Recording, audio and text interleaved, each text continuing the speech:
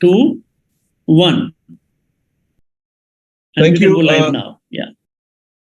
Good evening, everyone, and welcome to the 34th webinar of the IA 360 Degrees series. And as usual, we've trying to do a detailed look at one of the more difficult aspects of arthroplasty. And today we have a very interesting topic, that's total hip replacement in the post-acetabular fracture scenario, and how to reconstruct the pelvis and the acetabulum, how to manage acetabular defects, manage non-unions, and pelvic discontinuity. We've really got a galaxy of stars this evening, including our international faculty. And I'd like to welcome Dr. Nikhil Shah from the UK, along with the rest of our members of the IAA. And we will do individual introductions as the speakers proceed.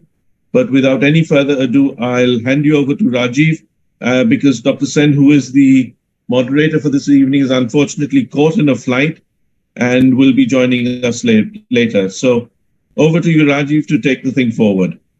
Thank you, Ronen, and welcome you all to this 34th webinar of Indian Arthroplasty Association. And as you all know now, that for over a year, almost 2 years, Indian Arthroplasty Association has been holding a monthly webinar on very important topics. We call it 360 degrees because we try to cover one topic in all respects.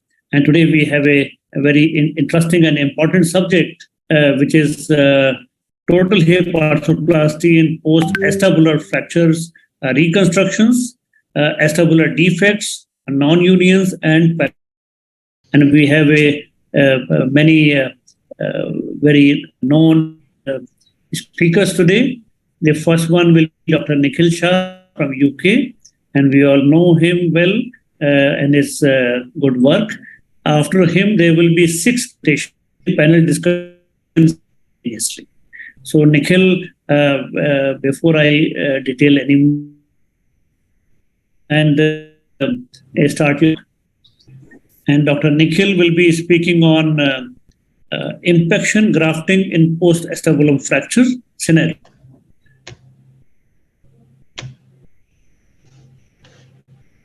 Can you see the screen? Yes, we can. So am I okay to start? Yes, please. Yes, please. So good afternoon, everyone. My name is Nikhil Shah. I work at Wrightington Hospital, and I'm part of the regional pelvic and acetabular fracture service. And we also perform a lot of joint replacements here, as you know. The remit of my talk is to cover the role of impaction grafting in performing total hip replacements in different scenarios that we encounter following an acetabulum fracture. So the role of bone grafting is basically to replace the missing bone. And I'll illustrate this point using a variety of different scenarios, which include a late or an acute total hip replacement, some ununited fractures, and more recently, periprosthetic acetabulum fractures. We know that Letournel described 2 peaks for total hip replacement. One is the early peak, which occurs in the first 5 years after the fracture, and the late peak that happens after about 10 to 15 years. And Dr. Dana Mears did a lot of work on early total hip replacement. We know that this is a difficult operation. It has a higher risk of complications, and it needs the skills and the experience of not just an acetabular surgeon, but also an arthroplasty surgeon. Traditionally, poor results have been reported in the literature after total hip replacements done for acetabulum fractures from most centers. But from Wrightington, Chonley reported good to excellent results. What we do know from the literature is that if you can do bone grafting for the missing bone, then the results improve dramatically. So when you look at bone defects, the first question to ask is, what exactly is missing here? And what is missing is bone. So how do you replace bone?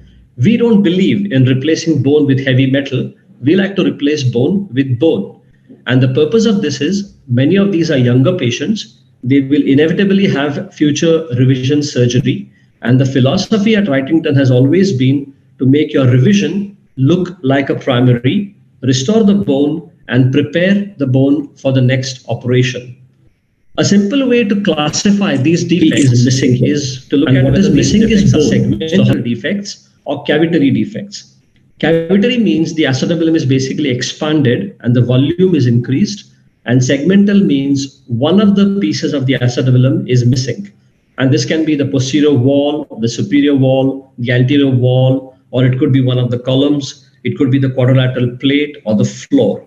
And then based on that, you can plan bone grafting and you can plan your reconstruction.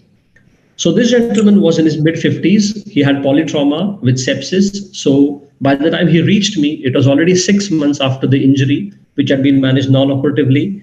You can see that there is significant deformity of the acetabulum. There is a malunion and there are various fracture gaps where the fracture has remained ununited.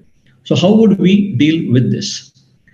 We have to address the protrusio, we have to address the medial migration of the femoral head, and we have to try and fill up these bone grafts and give him a hip that looks like a primary total hip replacement. The basic principles of impaction grafting revolve around containment of the defect. So you can contain the defect either by using an augment, which is what my preference is in elderly people, or using a structural femoral allograft or autograft in these cases, which is what my preference is in younger people. Once you have contained the defect, you can prepare the bone chips and perform impaction grafting, and then you can put in either a cemented cup or a cementless cup if that's what your preference is. The technique of impaction grafting evolved from the Netherlands, from Tom Schloof's unit from Nijmegen.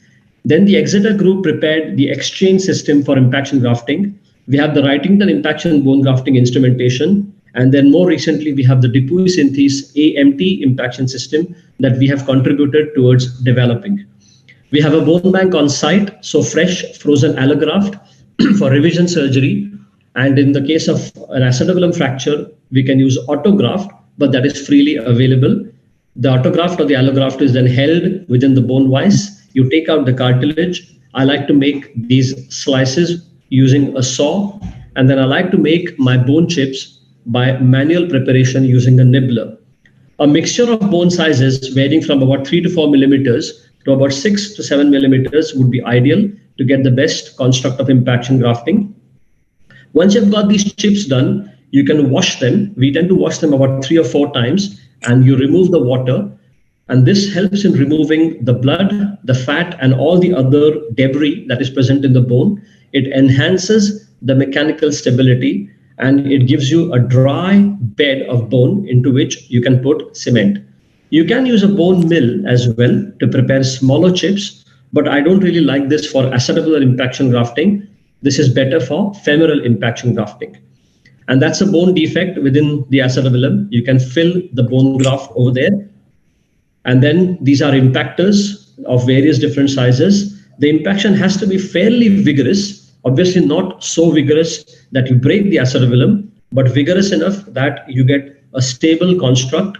And once you have finished the impaction, you get this appearance of a cobblestone before you can cement in. This is a stable cobblestone appearance into which you can perform your cementation.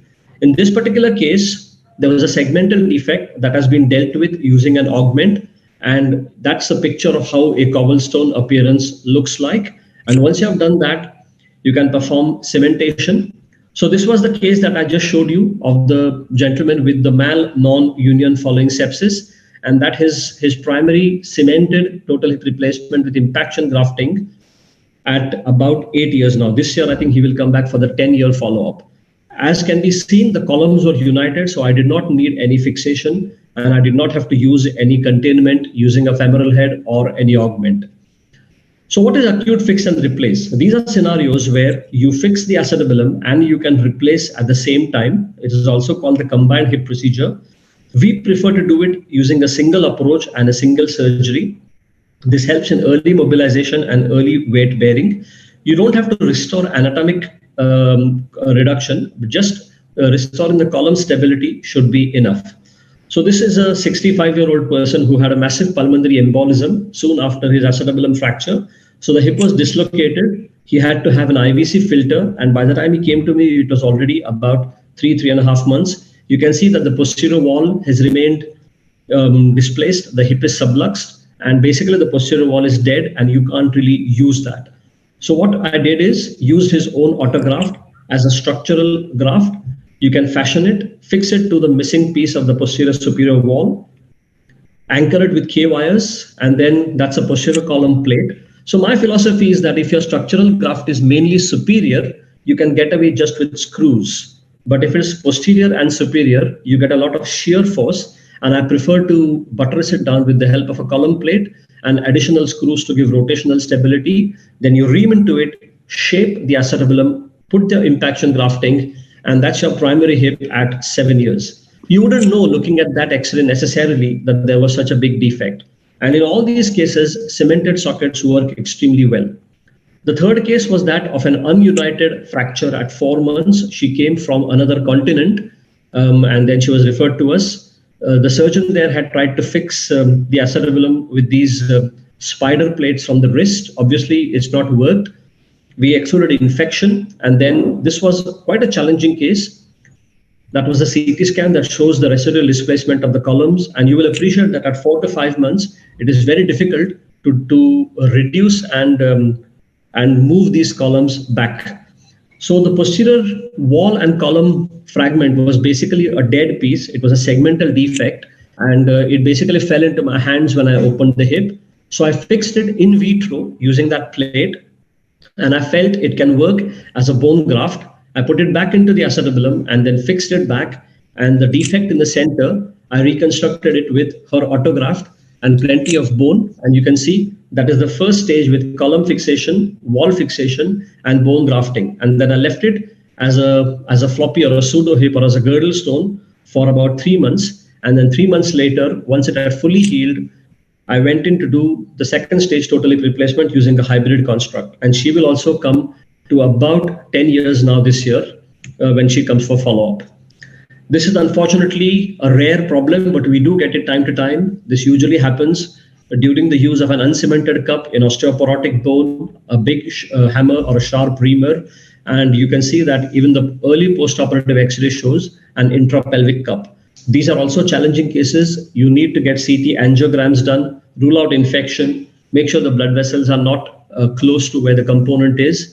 And again, once the intrapelvic structures have been breached, I do prefer to do these as 2 stages because of the high risk of infection. You can see how close that screw is to the blood vessel. So a vascular surgeon is usually on standby. Stage 1, take everything out and put massive impaction bone grafting, in this case using an allograft that heals very nicely, and then go in at approximately 3 to 4 months. And that's a stage 2 primary THR. This lady will reach approximately 9 years of follow-up this year. So all the patients I have follow-up because we do follow up everything at Wrightington, so I can show you long-term results than just the early results. This is also another intraoperative periprosthetic fracture treated with impaction bone grafting. In this case, the bone was quite soft and osteoporotic, and the cup started prolapsing into the pelvis. And I've managed it with 3 femoral heads. Can you see how the bone graft has gone into the pelvis? We don't like to use a mesh. We just keep packing until it becomes solid. And then you can get rim fit using a trabecular metal cup. And this patient is now at 11 years coming for follow-up. So what have I learned doing all these cases? It is very important to assess the bone defect properly. The actual defect is often worse than the original defect. Bone grafting restores the biology and it turns back the clock. It allows the patient to have one more hip in the future. The technique is very demanding. It has to be done meticulously. So it is good if you learn it. Luckily, I was taught how to do the technique by someone who learned it in the Netherlands. And I've tried to sort of imitate that technique. You can use structural grafts or augments in containment. And that can give you good long-term results, even with cemented cups and impaction grafting in the post-acetabular fracture scenario.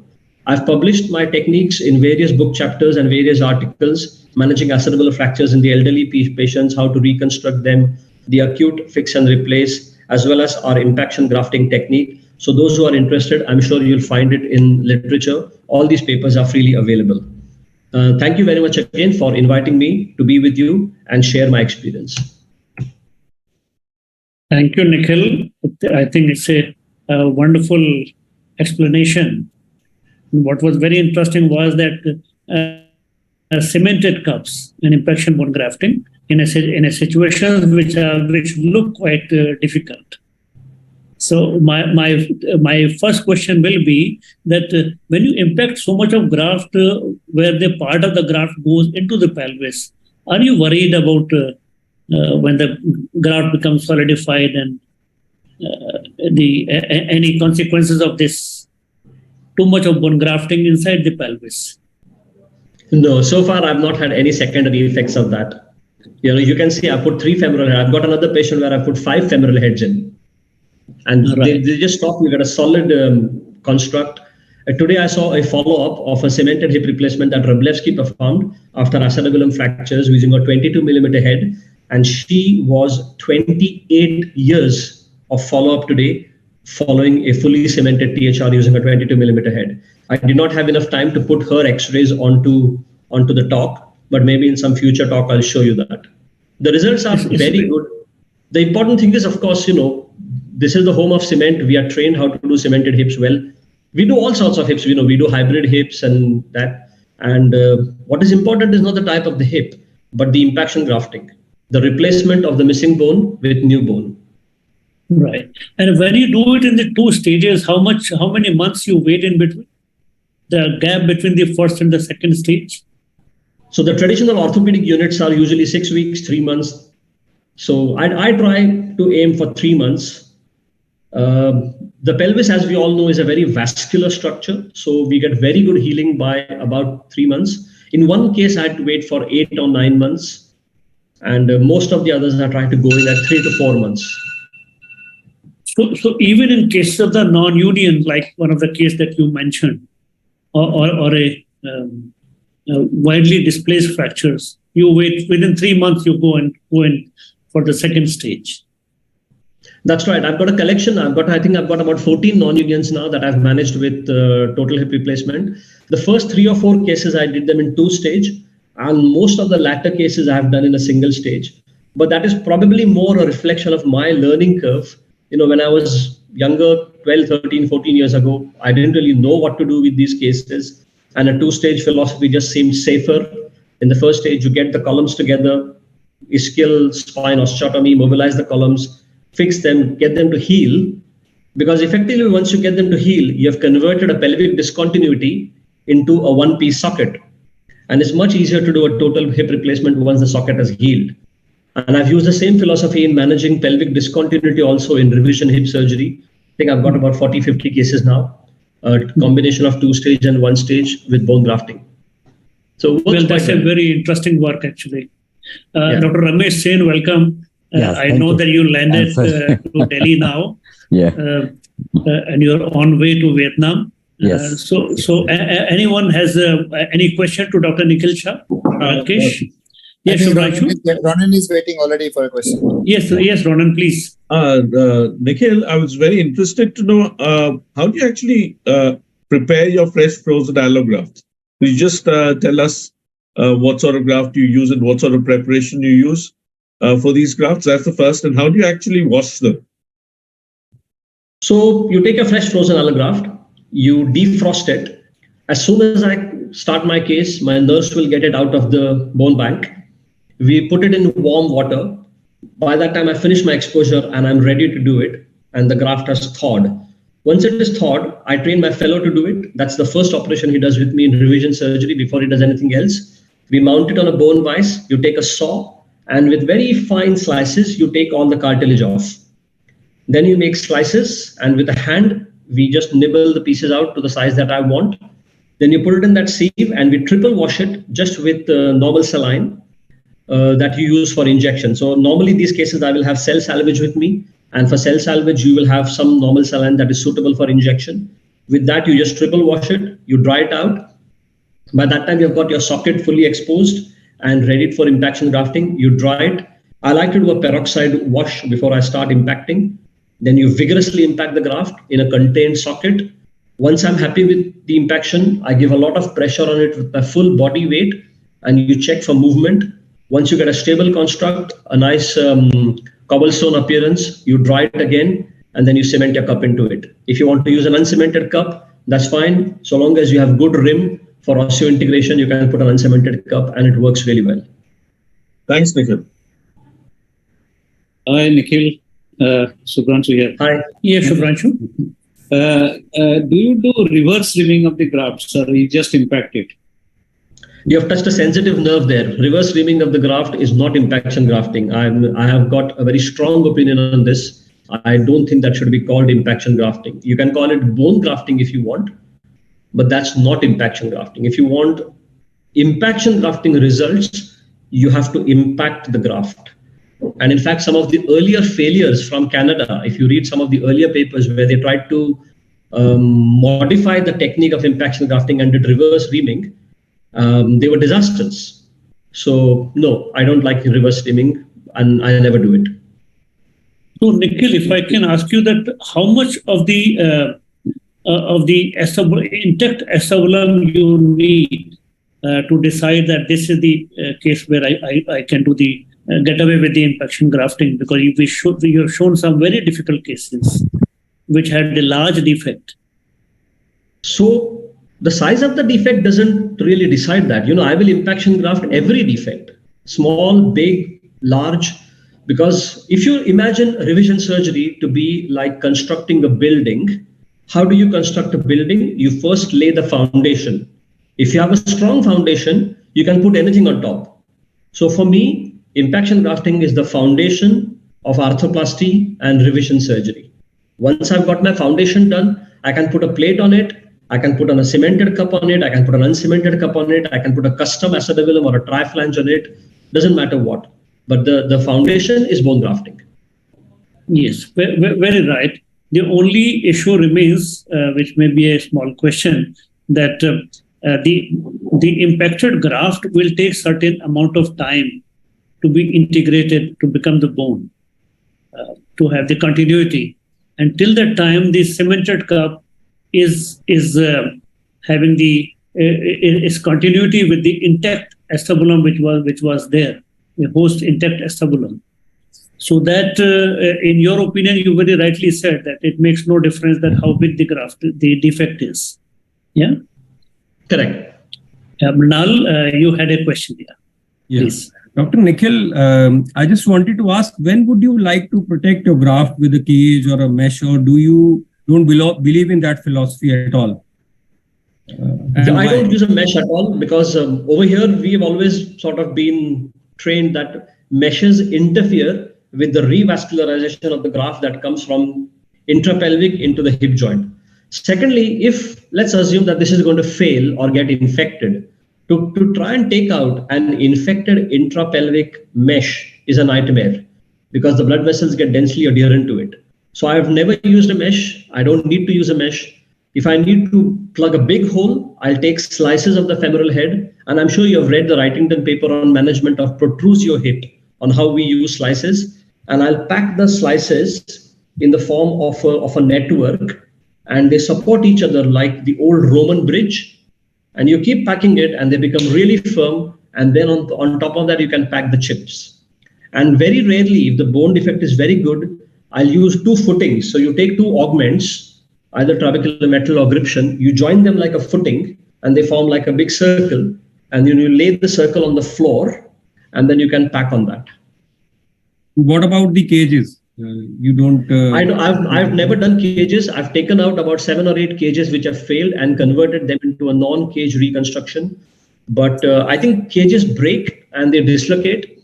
Where the cages do work, I feel that you don't need them and there are other techniques to use.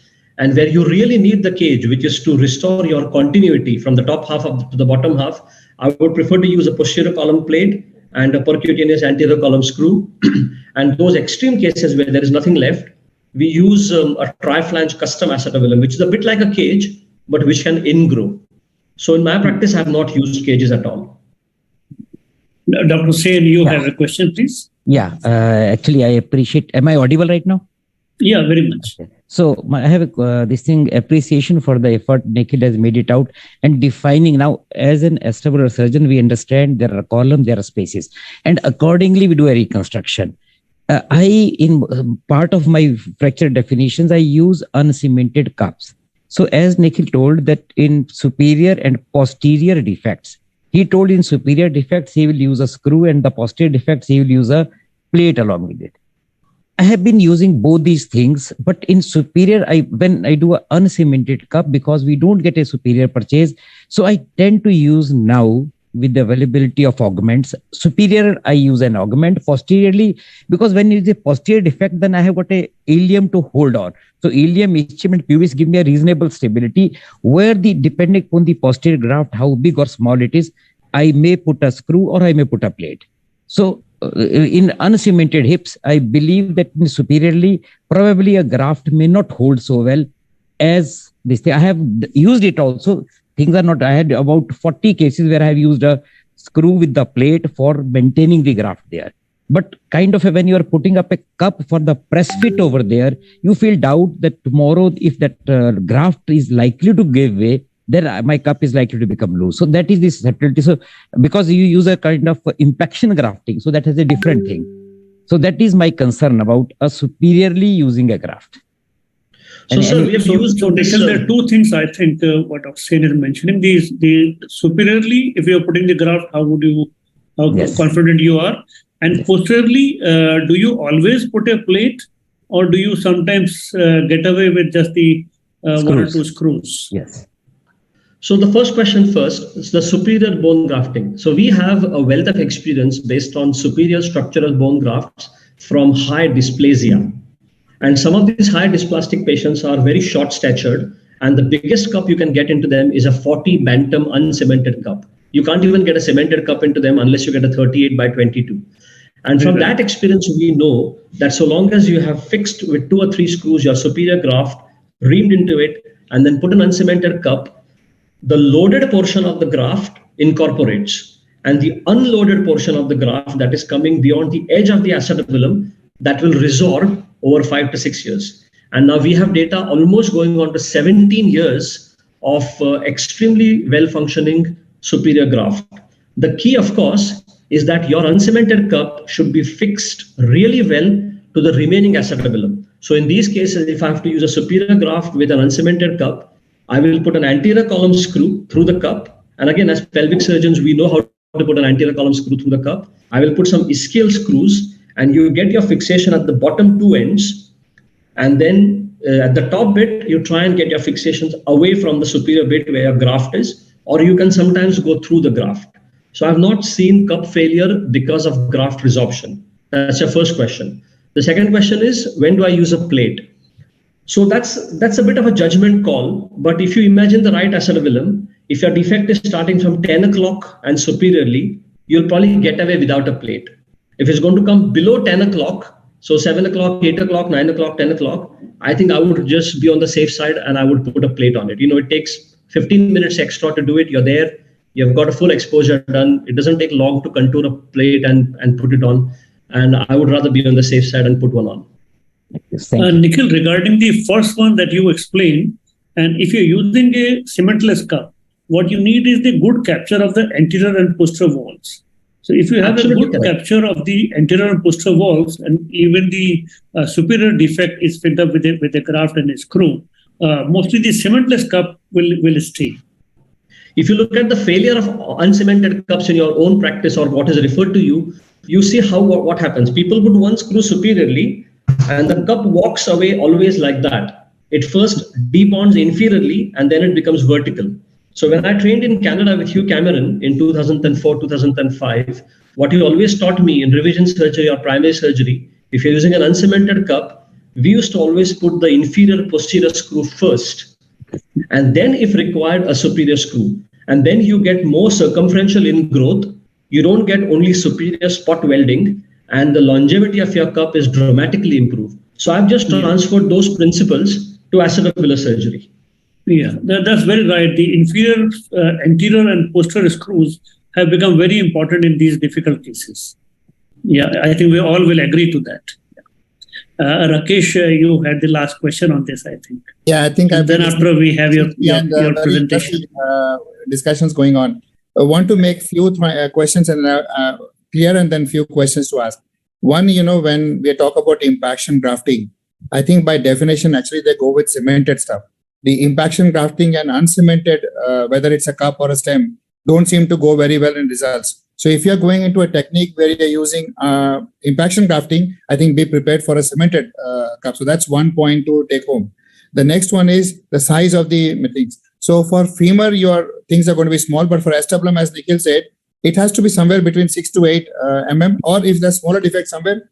And number two, you asked a question saying, where would you put a thing and where would you put the bulk one? So if you have a cavitary defect, you're going to put impaction grafting into that one. Whereas if you have a segmental defect, you would be putting one of these bulk allografts. And depending on your experience, you could either put, like Nikhil would put probably a cut head or an allograft, whereas Dr. Sen would put probably an augment. And I think now the fight between bulk allograft and augment also has been won by the actual augment groups. They are giving you immediate stability and they're going to last there forever. And they also get incorporated and probably in a more predictable way than a bulk allograft, because, we want the bulk allograft to take pressure when the hip is being put in. But many of them actually are under tension still because they are not holding on very well because of the size of defect we have. Number three, regarding plate or putting screws. So if you can put in screws and hold and you're happy with it, it's fine. But if sometimes you have fractures where you are actually trying to reduce them also, their plates would be a more superior thing than just screws. My question, Nikhil, to you is the fantastic technique which you showed, where you, I would say, depressurize your acetabulum so that the graft heals very well and let this floating hips lie on. I just want to ask you that you've come back after many months. Do you find bringing back the hip without too much of tension and getting the length right? Well, because your guys are quite adamant about the leg length equality also, where our patients are not that adamant, but they're still adamant. They are. Do you get the length right, or is there difficulty getting the leg length right? So, first question first.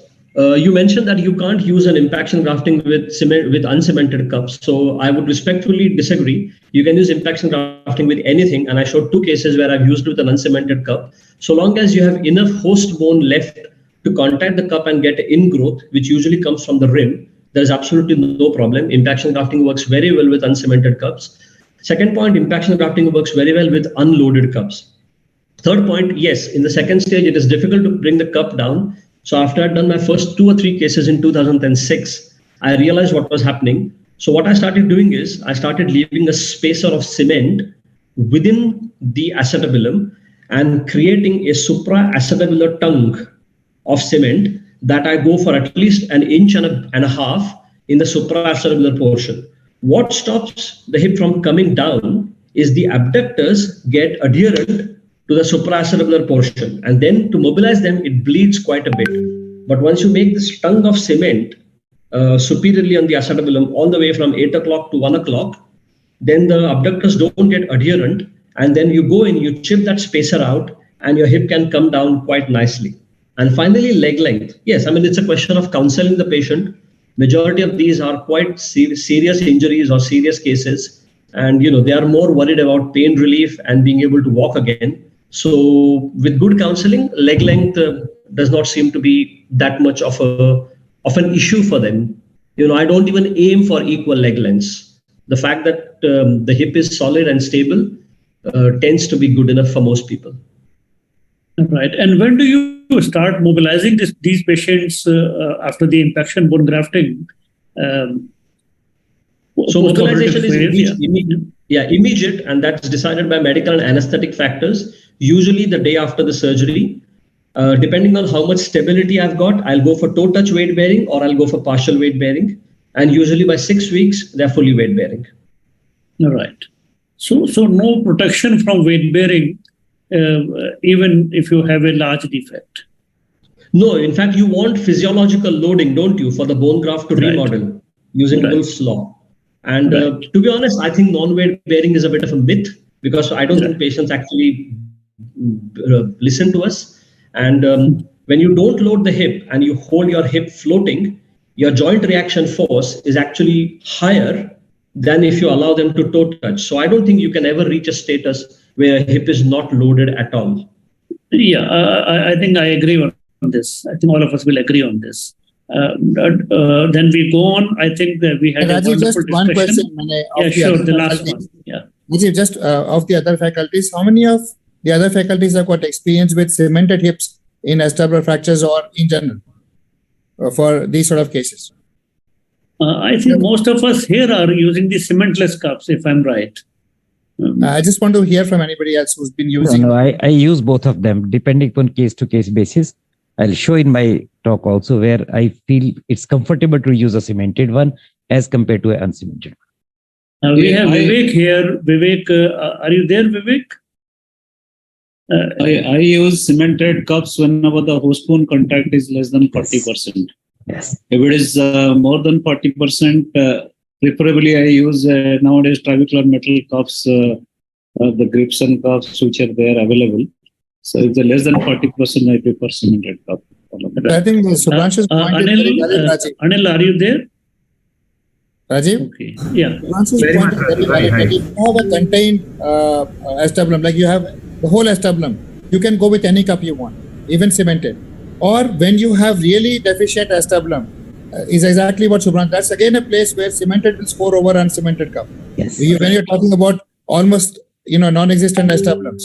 So again, I think we have to fall back on uncemented probably, but the results probably are not going to be great on a long-term basis on that one. No, but in impaction grafting, even those scenarios, the results are reasonably good. When you don't have a good containment of the uncemented cup, cemented with impaction grafting does give a better result. I agree. In the literature, with impaction grafting, generally it's the cemented cups which have got good results. Yes. Let us hear from Anil. Anil, are you there? Yes, Rajeev. Thank you. Yes. What's your opinion? I know that you do a lot of such cases. No, just a handful. And in fact, we did, my concern is only very simple, I think, to Dr. Ramesh Sen and Dr. Rakesh and to Nikhil as well. Basically, when you use a cemented cup coupled with an allograft in the background of a cup cage construct or in terms of a bulk allograft or in terms of mosselized allograft, my question is not the immediate outcome. Yes, Nikhil said you need physiological loading, you need scaffold, everything. My question, and in fact we did publish an article also, there is always a risk of delayed collapse. We are talking about delay in terms of the fact that at 7 years, 8 years. So that is our worry with allograft with cement. So that I don't know what Nikhil's take or even the rest of the panelists' take on that is. So all the cases I showed you had at least 9 to 10 years follow-up. I think that should answer your question. Okay, so because we've had some of having delayed lysis, there I've got a fair series which go on to have a long-term follow-up, but they are unpredictable. I'm sure your cases, yes, you have 9 to 10 years, but I'm not sure is as predictable as because even Gross and the rest have moved away from the actual traditional allograft with the cup cage, if I'm not mistaken. So I'm just drawing a similar scenario. I'm not sure what. I think Anil, it is very technique dependent, and we do head grafts right, left, and center. We start doing them in primaries in dysplastic hips. Nowadays, we have coined a term called COVID hips, where you see these hip replacements after COVID, and the acetabulum has been destroyed. And so long as you can get them nicely fixed and flush with the ilium, where the edge of the cup and the graft is flush, they work extremely well. I think the collapse probably is down to either inadequate fixation or too large a graft that cannot ingrow. There has to be a limit on the size of the graft.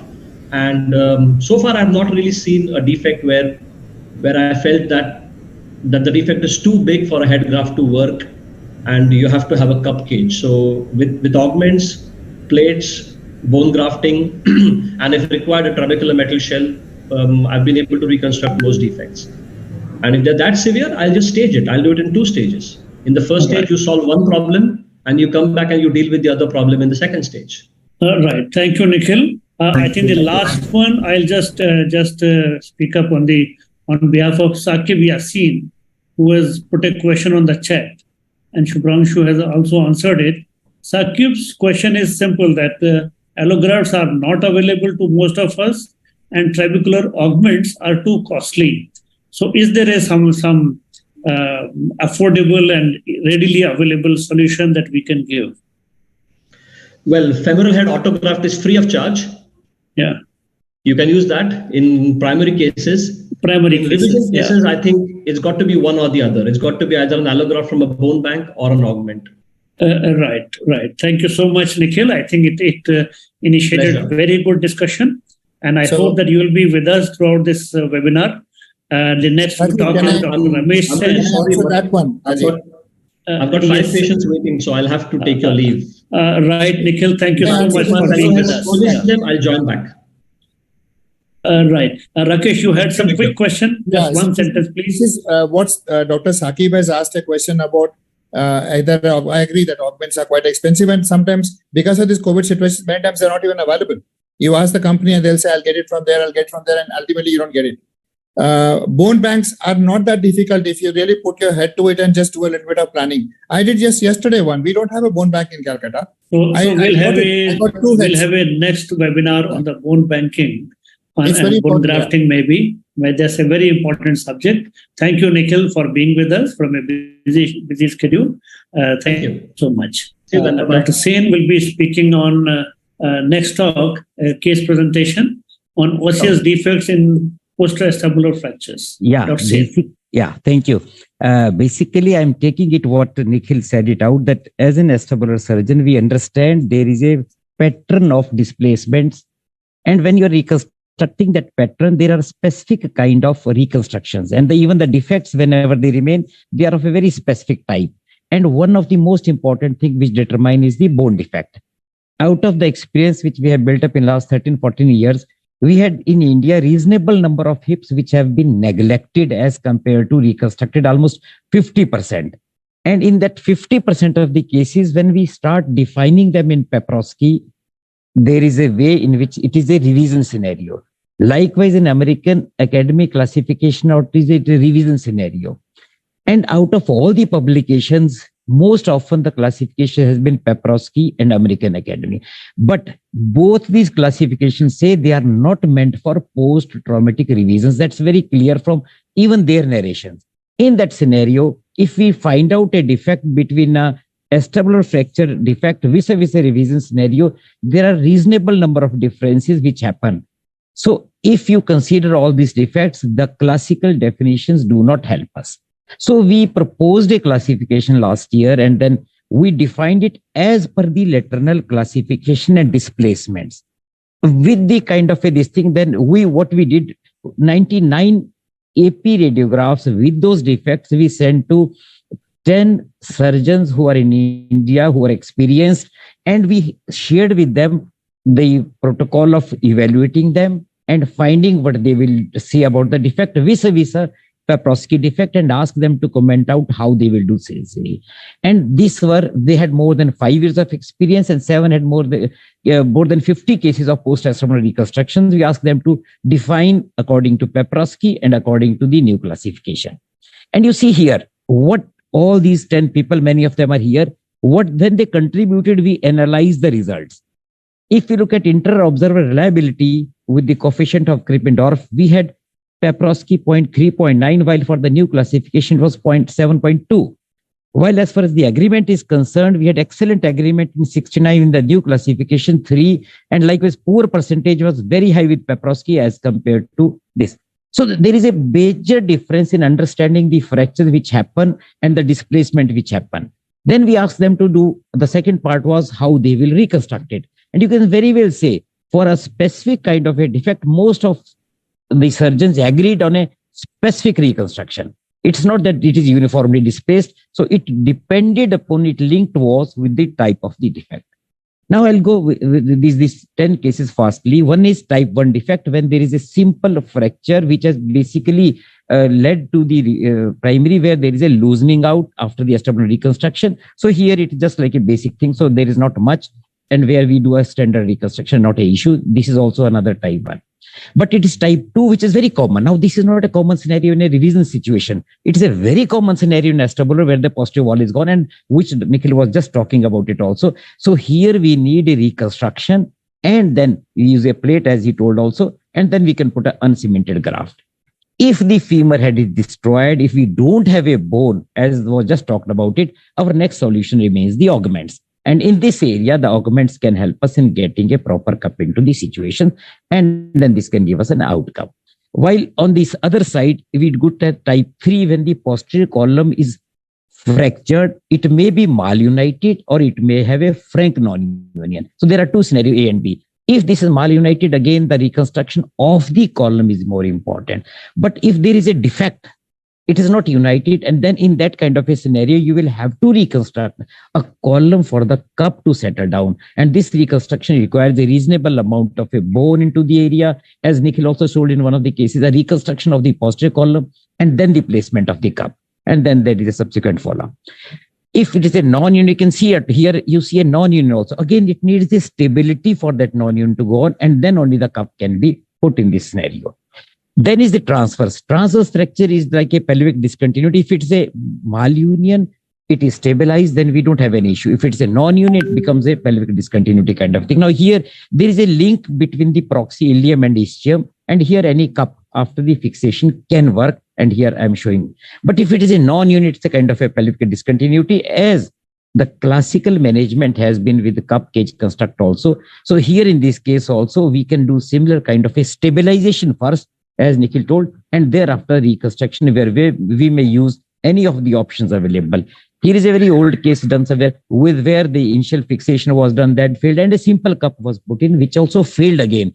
So this is a very old case when octopus cage was available, which Nikhil was talking about it. This is a cup where we used to have a bone graft along with the cage holding an uncemented fixation, and this is the subsequent outcome. And the last is anterior column injuries, when you don't have an anterior support, it is gone. And this is situation where we have been using a lot of cancerous graft as an impaction grafting, and where there is a way in.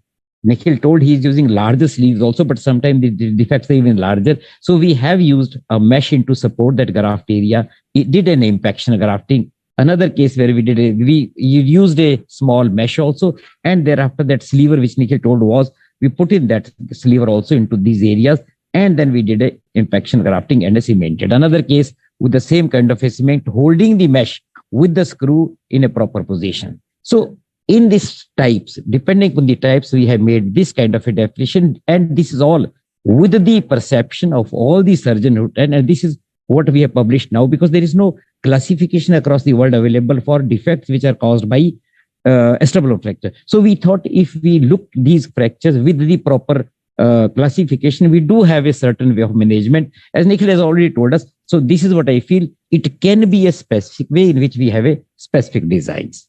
Thank you.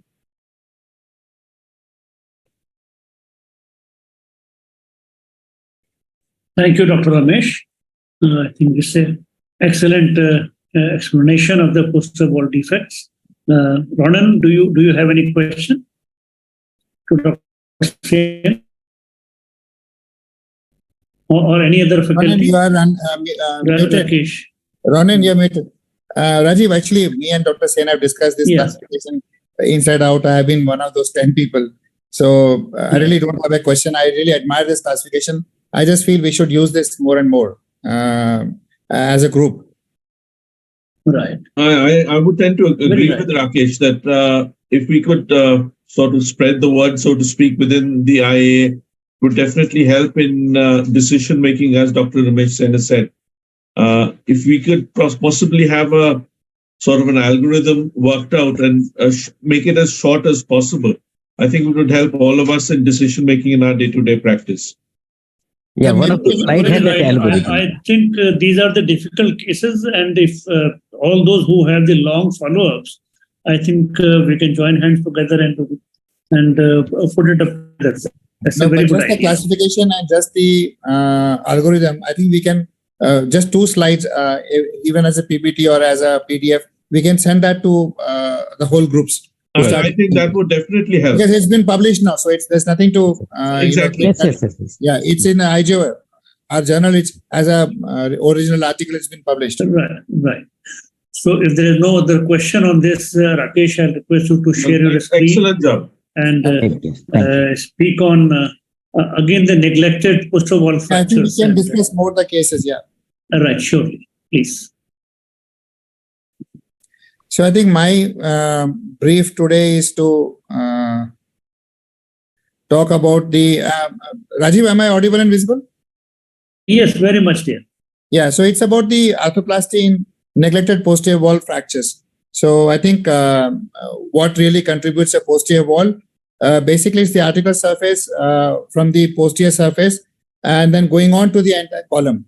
So the exact area where the posterior wall and posterior column actually merge is sometimes very difficult to decide. But I think if you look at the column, which seems to be flat, and then you have this curved area, which probably is the wall. But most fractures really don't follow this sort of an algorithm, and they can actually take a bit of column, or you can remain actually intra-wall fracture itself. It's not very small incidence. It's actually 20% of these fractures of the whole acetabular fractures are the posterior wall, and many times they have taken the column also. Now, which part of the wall has been fractured sometimes actually will guide you as to what treatment you do.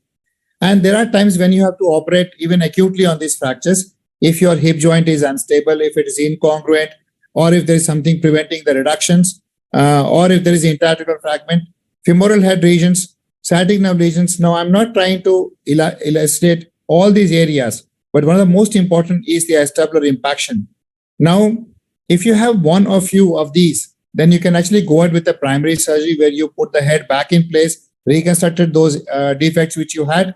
But if you have like a head which is in pieces, or head which is really scratched very badly with severe impaction, slightly older population, delayed presentations, then you are slowly moving more and more into actually the reconstruction of these fractures.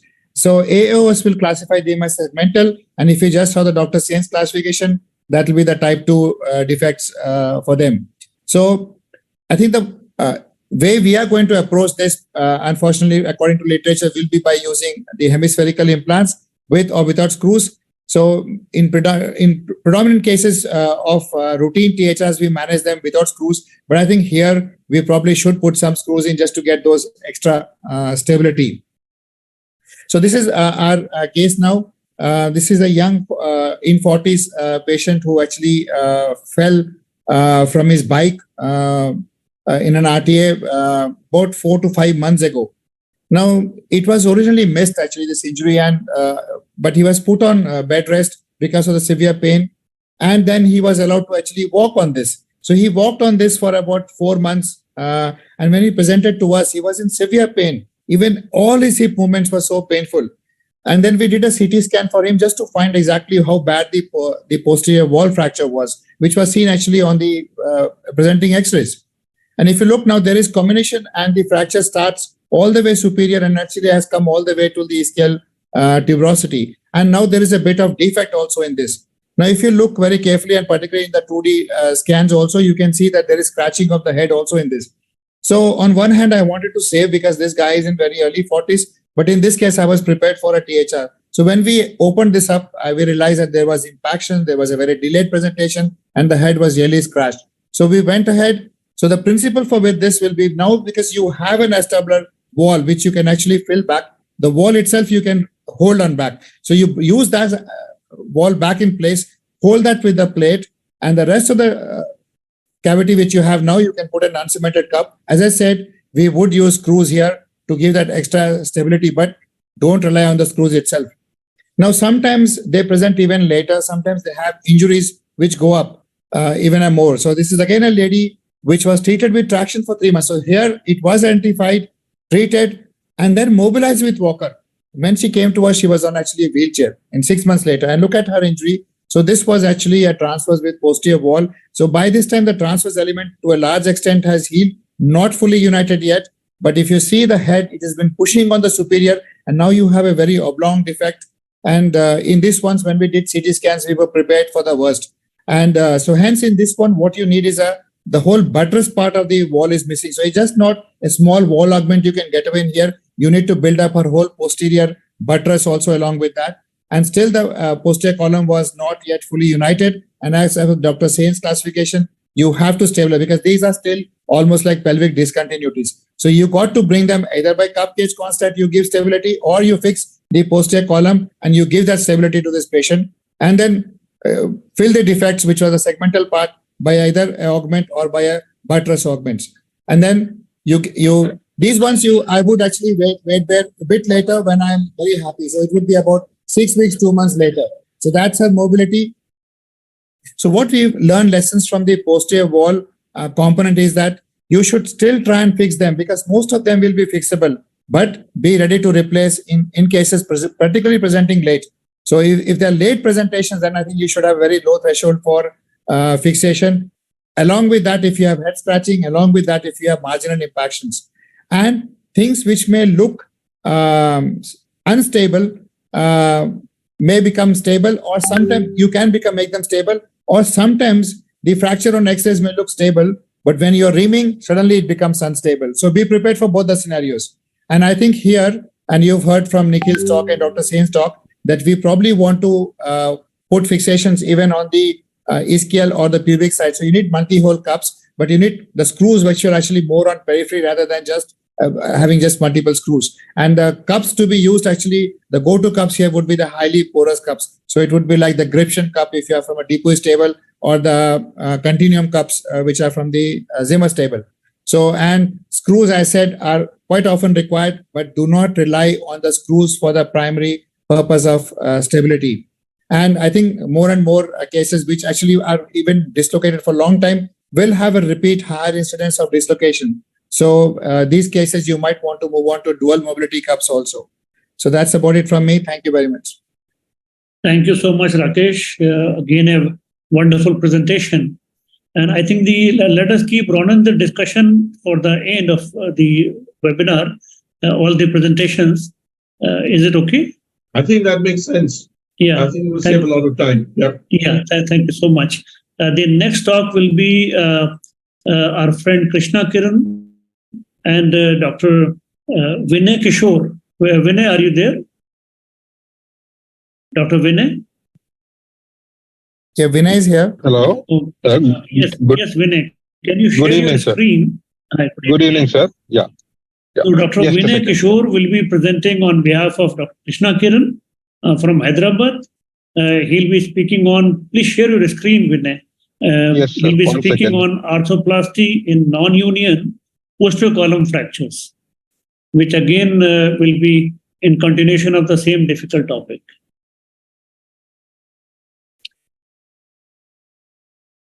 In the meantime, when Vinay is sharing the screen, if there is any question to Dr. Rakesh or Dr. Ramesh Sen.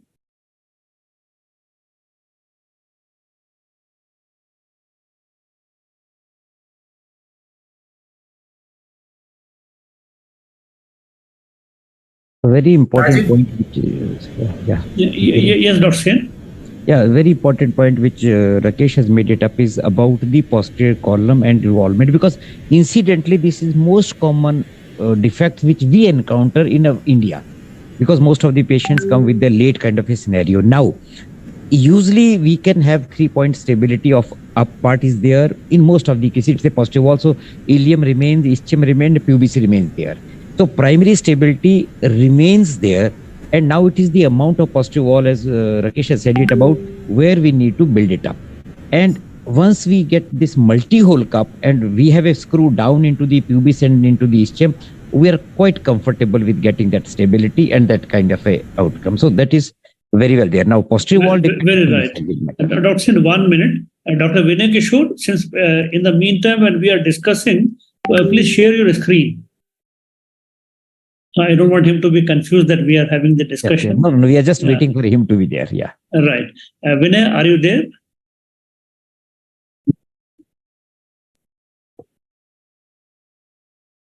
Or we can go ahead with the next presentation.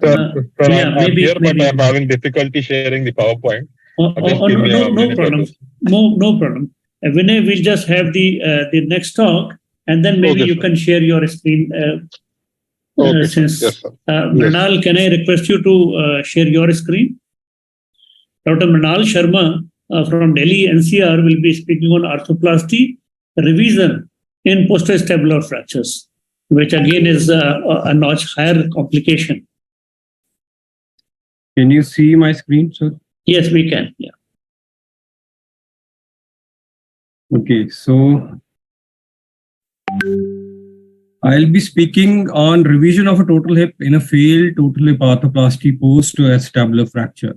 So this is a rare complication which usually we see, but it can happen. for reasons being that the primary stability was not achieved during the surgery, the columns were left unstable, or the fragments were more than 20 millimeter displaced, which were not actually reduced or fixed. The bone defects may have been left untackled, and it is commonly seen the failures are more common in the transverse types, the T types, the anterior and posterior hemitransverse types, and the ones with both column fractures. So how to avoid these failures? The best thing is when you do a total hip arthroplasty, you build up the bone defects, you reconstruct the columns, and try and use a multi-hole porous coated cup and getting the screw purchased at least in 4 columns. 4 screws should minimum be used in these cases, especially in the sciatic buttress, the gluteal buttress, the superior pubic rami, and the ischial buttress. So if you put these 4 screws, which the ones in the pubic rami are called the kickstand screws, which actually help in reducing the abduction failures. So these are very important. This is how you can reduce these failures. But sometimes these cases do fail. And the problems when you revise this is the distorted anatomy, scarring, soft tissue, fibrosis, possible necrosis of the bone fragments, and hardware problems. There might be plates, hindering your placement of the cups in the proper positioning. The bone defects, the malunions, and obviously sometimes the chronic pelvic discontinuity might be seen. Now, the first thing is infection needs to be ruled out. It has been shown that almost 27% of these hips which would fail post-total hip arthroplasty in an acetabular fracture might be infected. So we need to do aspiration, and the counts need to be within range before you go for a total hip, or you stage it in 2 stages. Perioperative workup needs to be with pelvis, both hips, X-ray, Jude views, CT scans, especially in scenarios where you might encounter pelvic discontinuity or the column is compromised. A CT angio for cases where the pelvis or the cup has migrated into the pelvis, and ultrasound Doppler for patients who might have been bedridden for a long time with suspected DVTs. So this is the case I'm going to present, which came with this is the X-rays she had, a both column transverse fracture, 59-year female, and you can see the head is also indented, it's impacted. This is the X-ray she had when she went to a surgeon who operated her after 5 to 6 days, and they did the anterior column plating. After 2 days, 2 to 3 days, the posterior column plating was also done. But they still missed the fracture in the neck of femur. You can see the head was impacted and the neck was also, damaged. So obviously this was bound to fail. So this patient underwent a total hip arthroplasty almost after 6 months. And this is what the surgeon had done. He used a dual mobility, but you can see the cup is vertical and it is retroverted on the CT scans. And ultimately it was bound to fail. And you can see 3 months down the line, the cup is failing in abduction because the surgeon probably thought that the dual mobility is a panacea for all kinds of malpositionings, but that is not the case every time. There was no kickstand screw, so that is why probably the cup started to fail in abduction and it got peeled off from the inferior side. Another 6 months later, this is how the patient presents. So it's a frank pelvic discontinuity now. The cup is almost, toppled and the patient is having extreme pain. And this is a case for revision now. Infection needs to be ruled out. The options being multi-hole porous coated cups, custom flange cups, cup cage construct because it was a pelvic discontinuity, distraction techniques with the gription jumbo cups and augments, or a cage and allograft. Considering her age and the socioeconomic status and whatever I could get at that time, I opened up. This was the dual mobility which I removed. You can see that there is a lot of defect, and there was, the columns were pretty okay, but there was discontinuity, mobility at the junction of the ilium and the ischiopubis. And ultimately, I cleaned the discontinuity. I, removed the fibrous tissue, did impaction grafting, and this is with the allograft I could attain from another hospital, and I used a gap 2 cage. Now, when you use these cages, it is very important that you put the bone graft in the bed, and there should be some bone graft which should be placed inside the floor of the cage also, so that once that bone graft incorporates, that cage is stabilized. So that will help in reducing the failures. Another thing is that when you use screws, you must use screws through the cages on the top of the flanges, superiorly in the supraacetabular region, as well as use screws in the pubis and the ischium if you can through the cages. Another thing to reduce failures in such cases is to unitize these screws with the supraacetabular bone using some bone graft and also cementing that part. So this is what I did ultimately, and I used large diameter head. This is the immediate post-op. The plates which were hindering, the part of those were removed. And this is 3 months follow-up, and this is almost 4 years follow-up of the patient with impaction grafting, and the discontinuity has healed and the patient is mobilizing well. So this is one way of tackling revisions in such scenarios. Another way, another case, 66-year female, 6 months after a total hip, you can see this, the gap was left untouched by the surgeon, probably not grafted, the cemented cup failed. And you can see the cup is grossly loose. I opened and the cup, the acetabulum cup had already been, it was loose, so it was easily pulled out. You can see the huge defect. So I identified the TAL, did identify the non-union site, removed the fibrous tissue, did some bone grafting there, did impaction, reaming, and the trialing. And this is the graft which was put. And I used a multi-hole gription revision cup with peripheral screws also. And this was the final cup placement. And it was stable. And you can see that the hip has been reconstructed and it was grafted well. So the things to remember in revisions in such scenarios is that you must be able to restore the bony anatomy and the column support, at least get an anterior posterior capture and build up the bone defects. You might use bone grafts if you have access to allografts, or augments are a good, option, and must achieve stability on table, whatever way you can. It is preferable to use multi-hole gription or highly porous coated multi-hole cups with preferably 4 to 5 screws to stabilize. Thank you. Thank you, Mrinal. I think we'll have an interesting discussion at the end of all case presentations. And now, since Vinay is ready with his talk, Vinay, can you please share your screen now?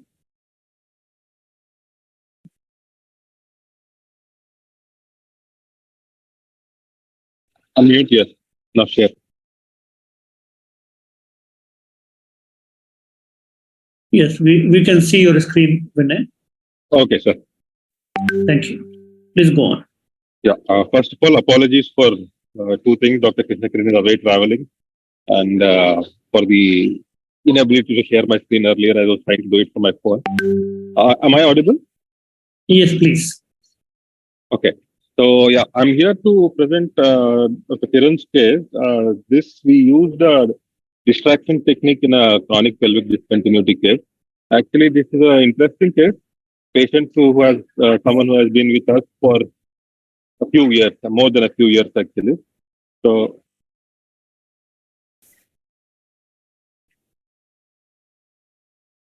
just a second, sir.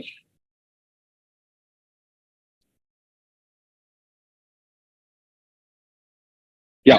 So this is a 47-year-old man who was multiply injured with a case of polytrauma, and the index surgery was done somewhere else, and he presented to us for the first 10-12 months after the injury with this X-ray, and he had other injuries apart from the acetabulum fracture, both tibia, one radius, one forearm, one humerus as well. So this is the main complaint he came us with pain in the right hip, the operated hip, and his ESR-CRP was elevated.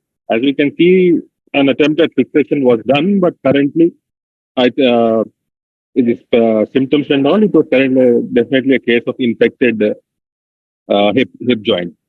So the first surgery was done by us. We put a cement spacer in and a PICC line in for local delivery of antibiotics, and we asked him to come back after his inflammatory parameters had settled. And in the meantime, we had done some preoperative planning with 3D printing.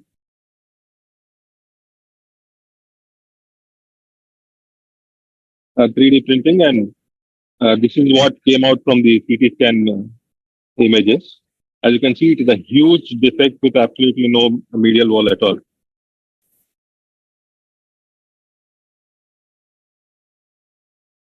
Yeah. Sorry. So this was after everything settled down, after all its inflammatory parameters settled down, we went for hip arthroplasty using an augment and a big cup.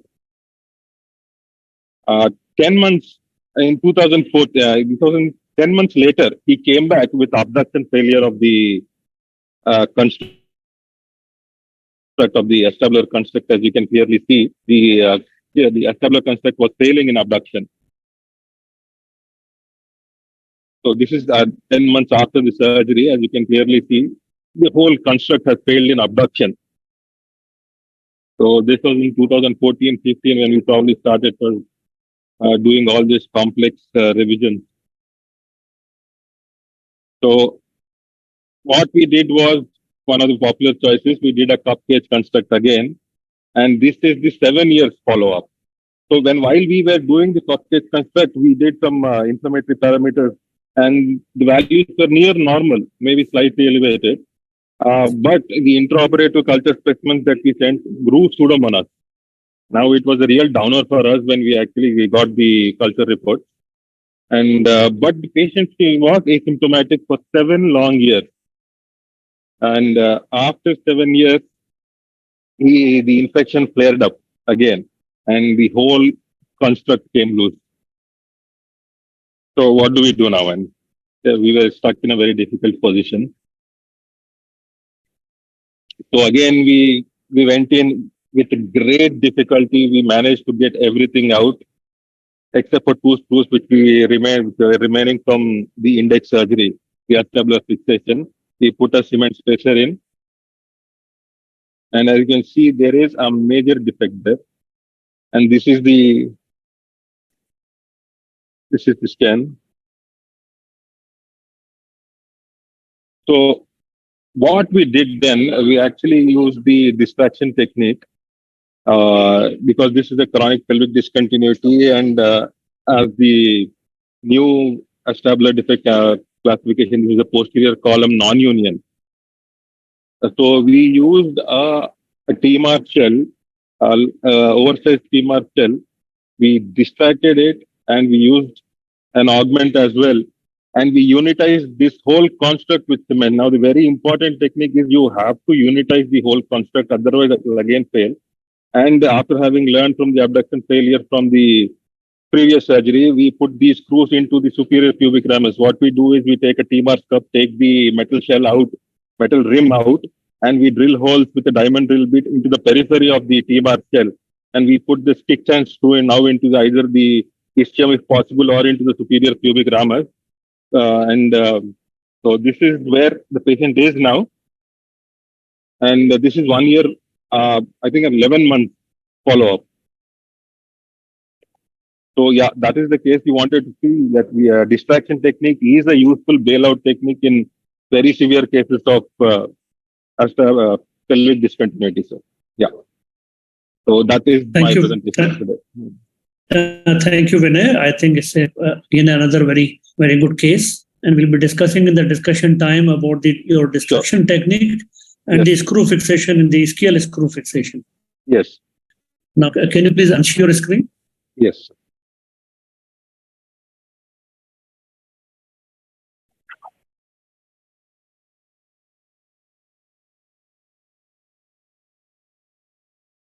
Can you see my screen, please? Yes, sir. We can see your screen. Thank you so much. So next case, I'll show the total hip arthroplasty in pelvic dehiscence.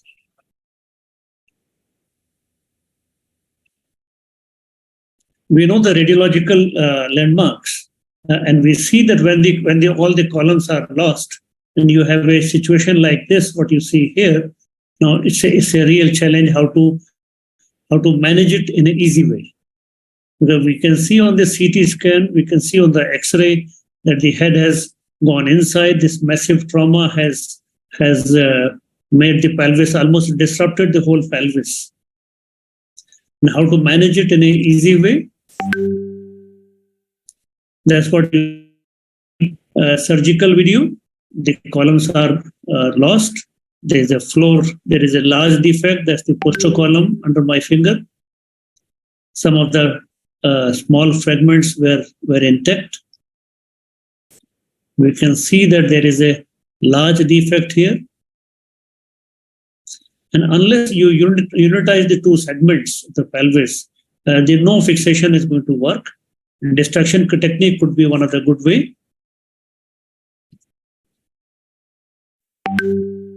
See that The trauma surgeons are well aware about this kind of a plate fixation, fixing the ilium and the ischium. Having the strong fixation of this plate and at least 2 or 3 screws proximally and 2 distally will be important so that the plate is stabilized well and at least the one column is strongly fixed. And this plate has to be fixing on the bone and making sure that you are not damaging the nerve, which will be very close by. Because since it's a primary hip, it is very easy to use the bone graft from the femoral head. And as Nikhil has rightly shown, we also do almost similar way. We slice off the head, and these slices can be made into the smaller slices and can be fixed into the floor and into the pelvis, and then impacted strongly by repeatedly putting the one by one the bone grafts and impacting them with the impactor slowly. And then again put more graft, then again impact. Put more graft and impact. That way, the fixation of the graft will be to some extent good in the acetabulum, fractured acetabulum. Then in this case, we have used after fixing the plate and bone graft, we have used the cage.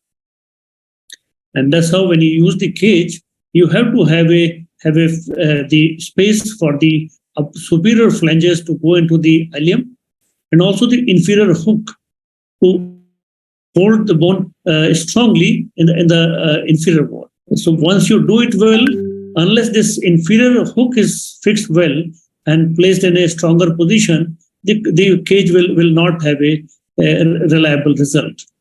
And once you fix this hinge, then you can impact it slowly and then ensure that there are enough number of screws are fixed in the superior portion of the cage, and also through the posterior wall or the pubic area. At least 1 or 2 screws should be fixed. See that the screws are being fixed, multiple screws are being fixed into the cage. And once you fix all these cages, the cage really becomes, the whole construct becomes very strong. And only when the construct is strong, then you can start going on to the next step.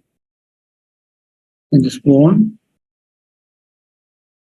And that's what the remaining graft that you have, you can put the slices in the back in whatever area is left.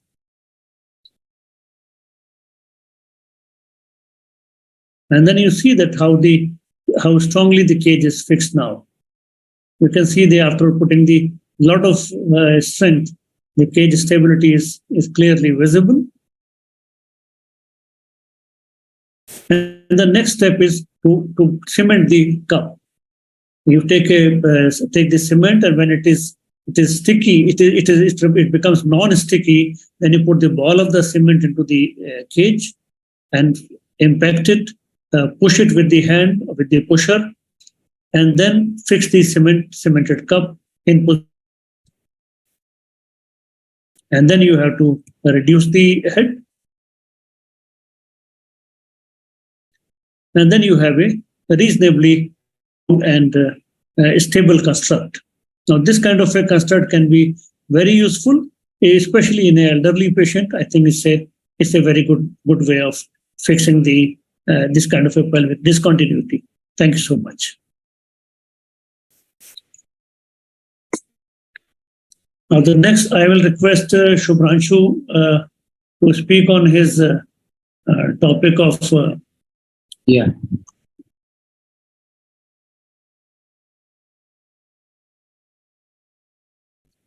traumatically deformed pelvis. Okay, the screen is visible? Yes, it's visible. Yeah. Thank you, Dr. Sen sir and Dr. Ronen and Dr. Rajeev for this opportunity. So I'll be talking about a case. I'll be presenting a case of doing totally in case of chronic pelvic diastasis. So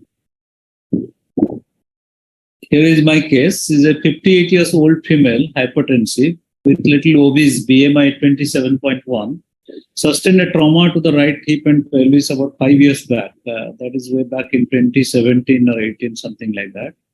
Initially, he was fixed with an external fixator in Gujarat. Then he traveled to Mumbai. And after that, the external fixator was removed. And there is a posterior column plating of acetabular fracture. One sacral ala fracture was there, for which a screw fixation was done. And there was also associated femoral sap fracture, for which a long PFN was done. So with all these elements in situ, the patient presented to us, and we don't have the earlier X-rays, unfortunately. But in the first sitting, we removed the nail and the sacral screw in 2000. Those are removed, not 2002, 2020.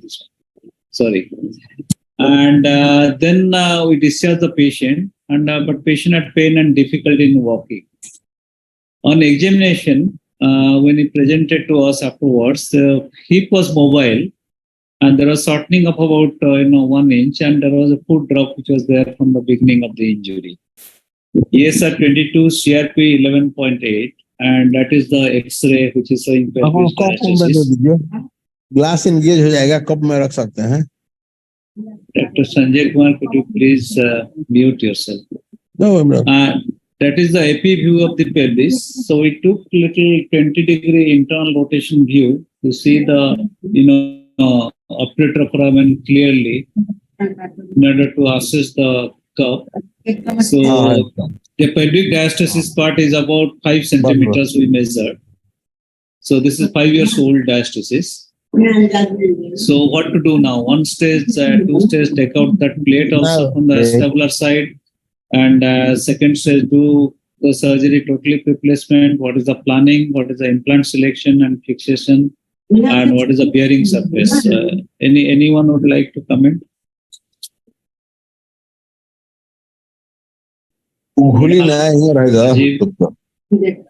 Yeah, I think it's a. I would prefer a one stage in this kind of a situation. And what is your planning for surgery? The first should be the removal of the plate as much as possible.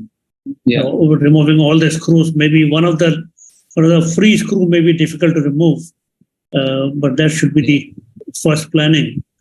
This the femur is proximally ridden, so probably. There will be requirement of some kind of a release.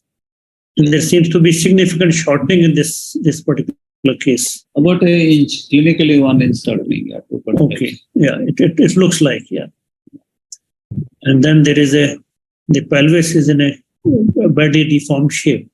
How stable was the pelvis? Yes, the pelvis was stable. All right. No issue with Yeah. the pelvis. Then my take will be to a cup cage construct in this. Okay. That will be the best way. Yeah. Let me. That will be more reliable, actually. Yeah. Yeah, sensor.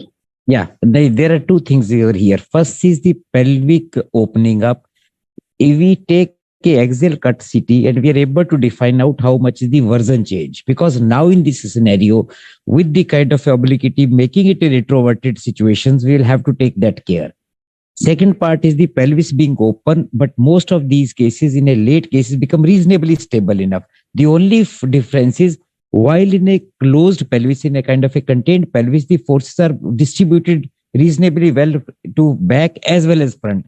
Now all these forces are going backwards.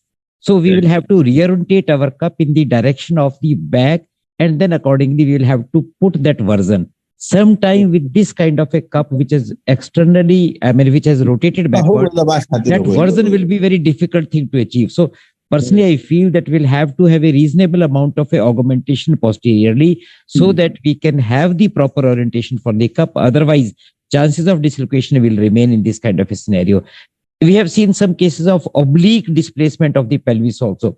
In that case, our inclination has to change. Likewise, in these cases, when we do, our version has to change in addition to whatever is already being discussed. I agree with you, Hussein. Yeah. Because the so much of disruption of pelvis If it is stable, good, but the version will be changed for sure. Yeah. So just for the beginners or who are starting arthroplasty. Swanshu, can I add a comment here? Yeah, please. So maybe I'm slightly different to the others. To me, this will never be a very stable scenario with the pelvis that widely open. It will move to some extent, enough for me to worry about my cup position. Right. So I would make an attempt. My first surgery here would be actually an attempt to close that gap, how much ever I can. And if required, I'll put a iliac crest bone graft and actually fuse that area permanently. Because that's symphysis area. Yeah, symphysis area. So we have done that in the past, where we cannot close the gap. You put in a bone graft and actually put a plate on top, and that's your pelvis taken care of. 3 months later, you'll probably have a solid fusion. Even if it is not solid, it will be enough for me now not to worry so much about the acetabulum. And then that's the time when I will go ahead and actually do a THR. And of course, my acetabulum is going to be retroverted. So I need to take care of that. My dislocation rates are going to be higher. I am anyway always doing these from the anterior approach, so I don't worry. But that's how the approach for me would be. Slightly different probably to anybody else who might be thinking just going ahead straight away with the acetabulum only. Rakesh, only thing will be that this kind of a disruption of the pelvis, that's a very very difficult area to graft. The complications are also plenty. He will tell you it's not difficult. Yeah, what we have done in these cases is we try to build up the pelvis whenever instability is there. We have used a rib graft also. We put a rib, have a plate from one side to another. The rib gives a fusion across. If it's a small defect, we have used iliac crest graft. If it's a bigger defect, we have used rib into the area. So Shubhranshu, was this patient how big is the defect? Sorry, Rajeev, just before that, Dr. Sen, how big is a defect you have built up? 5 centimeters, 6 centimeters, we have built it up. Basically, in the previous, because this is maybe a stable situation. I don't know about the posterior pelvis. We get a lot of non-unions in the back with this defect where we cannot close it up. And in those cases, what we do, you put a rib because that can give us a reasonable. We basically, as Dr. Rajput said, want a continuity across it. Until that continuity is maintained, because once it is continuous, your pressures from the limb are likely to be much more physiological than a non-contained kind of a situation. So anteriorly, rib can be as long as possible. You can keep. You had to protect this rib by a plate across. And sometime we have used a internal fixator or anterior supraesteroidal fixator to protect that area. Once it unites, we take away the fixator off, and then it's a pelvis continuity in the front. Can I add? Mrinal, you have a comment on this? Yeah. Sir, actually, I think we should clinically examine these patients. If the pelvic compression test is positive, and if it is not very chronic, then we might need to stabilize it. If the pelvis is not moving on compression and the patient is walking with a broad leg gait, these are relatively stable. And the only thing we need to take care is what Dr. Sen said, to take care of the anteversion and the inclination, because otherwise you will place them in retroversion and open. So that is the most I tend to agree. Important thing. The other thing I'm concerned here is more of the stem. Yes, sir. The other thing I'm concerned is about the femur. The femur is too much thinned out. There is some kind of, chronic periosteal reaction down at the junction of the upper 1/3 and the lower 2/3. And there we might need to use a modular stem, which might bypass that part and probably correct the anteversion also, because the stem will also need to be a modular stem in this. Or a cemented, probably, if the bone quality is not at all good. Yeah, very right. So, Shubhranshu, what did you do in this? Yeah, just, for the, so I think all the opinions are very valid and valid points in this particular case. So, for the beginners, just I wanted to highlight a couple of points that in this kind of patients, first, do a whole of the femur. Since there is a malunited, there is a fracture malunion, so you have to see the lower part of the femur, that how far you are going to put a long stem or you are going to use a cemented stem. And as you see in the X-ray, AP and lateral view, the femur is well united with a good callus there. Please mute others. Dr. Rajeev. There is some distance. Okay. then you have to do a CT scan. As Dr. Sen told that you have to do a CT scan in order to see the position of the acetabulum.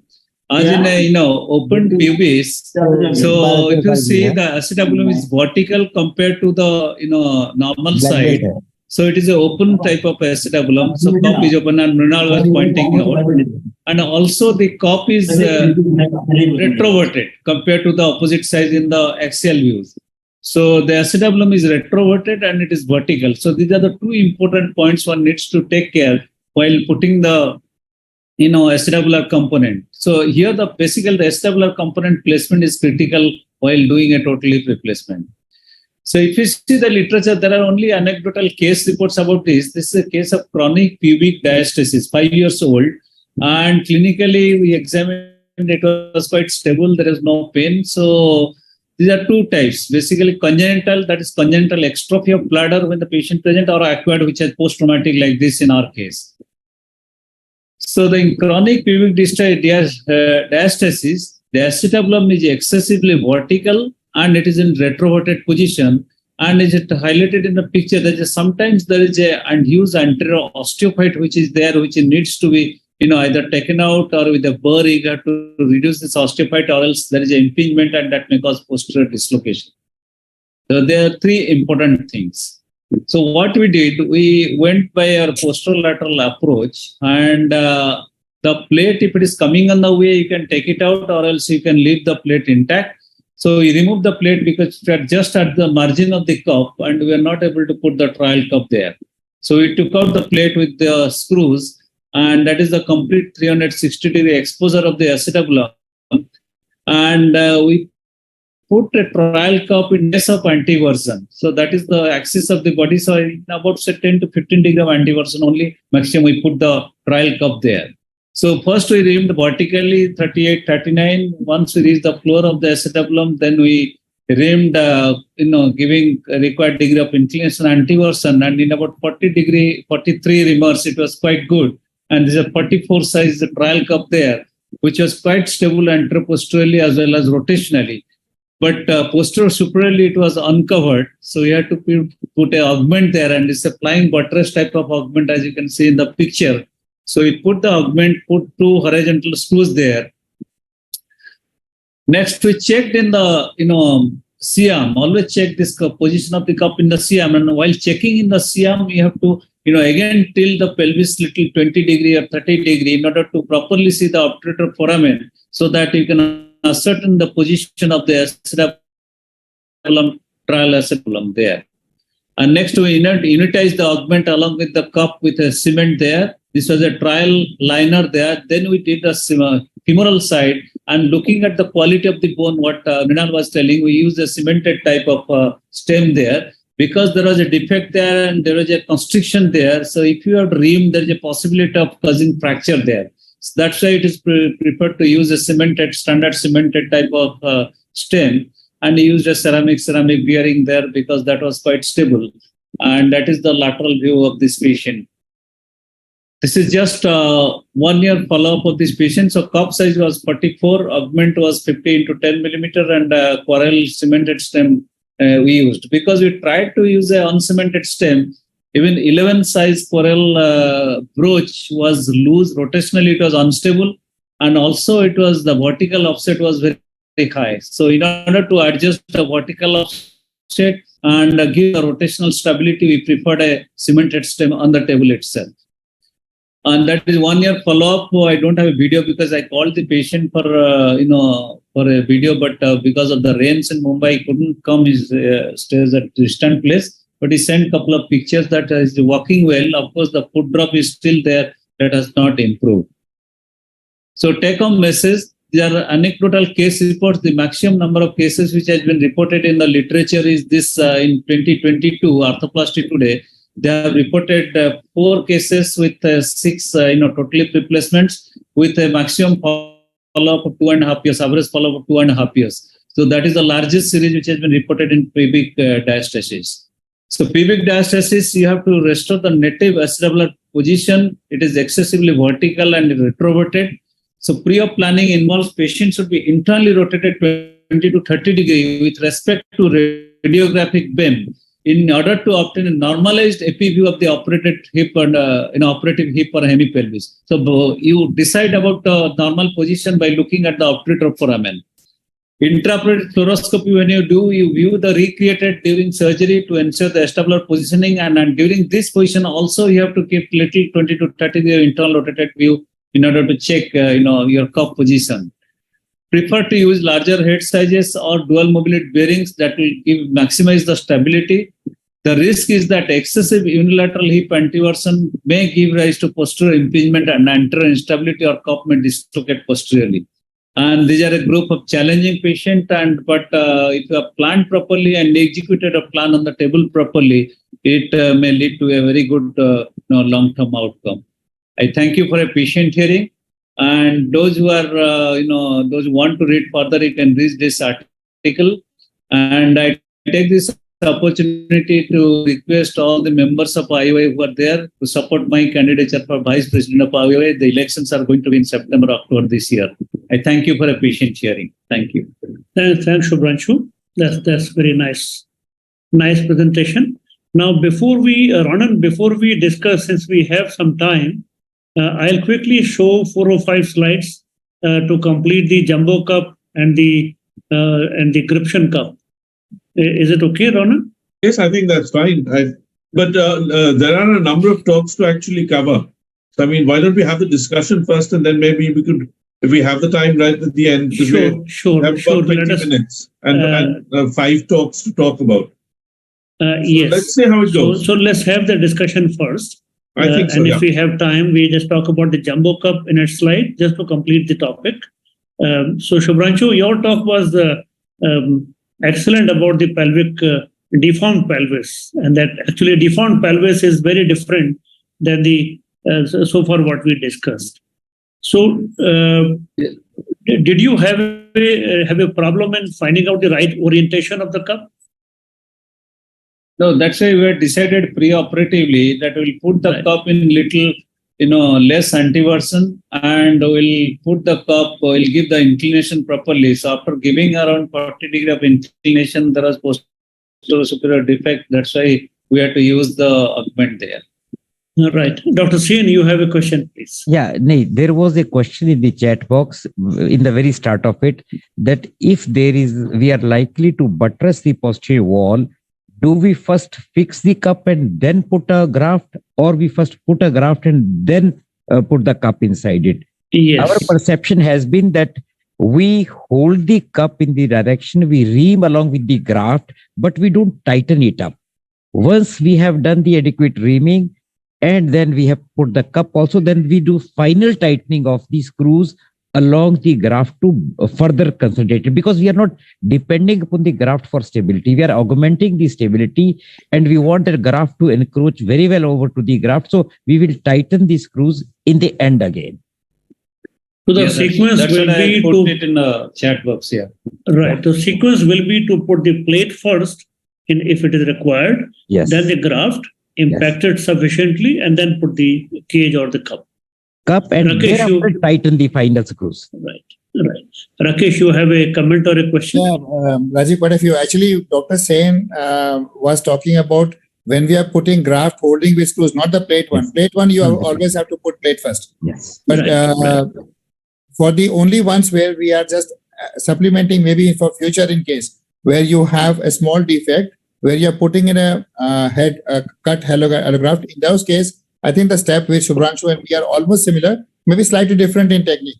You are actually going to ream the first, get a good cup size, because that's not dependent upon your defect. That's dependent upon your cup, which you have templated also. So you ream it, then perhaps get a cup size right, then probably put your graft, hold with a screw, and you're going to put slightly bigger graft. Not the one just on the edge, but slightly bigger. You put one screw, one K-bar, and then again you do gentle reaming to actually ream off this portion which is impinging upon your cup side. Now you put your cup in, fix your cup back, and then come back, take out that K-bar, and then finally put that screw back. So that now you have a good fixation of the graft itself, not compromising the cup based on the graft impingement. Yeah, and one more clarification. Yeah, it's more you'll or less agree with me, Rakesh. Yeah, If you are using the cup and the augment, say gription cup and an augment, then you have to unitize them. Absolutely. Because that gives the primary stability. Mrinal, So- you had a Rakesh. My questions are still here, both to Mrinal and Kishore. I think both the cases showed very well that if you put in a cup in these sort of cases where we have a fracture acetabulum, which the anatomy is distorted and the fitting is not very well, you need to get the purchase inferiorly in pubis and perhaps also into the ischium. And, Right. both the cases, the cup actually flew off in what we call as an abduction failure. And the cup starts tilting. And also what happens is in these cases that we invariably end up putting screws. And what Nikhil also pointed, that if you put screws now into your posterior one, you can actually see visibly the cup tilting in front of your eyes. And the cup which you have started off with 45 degree now becomes almost 55, 60 degrees.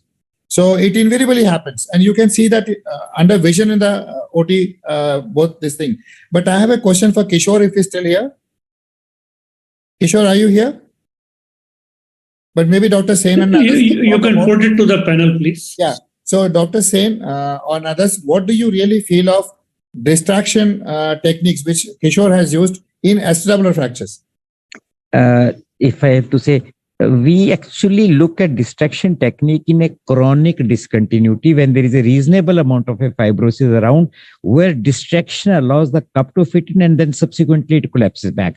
What we have seen in acetabular transverse fracture, which are parallel to kind of a discontinuity, more the size your cup, I have used till 68 sizes also.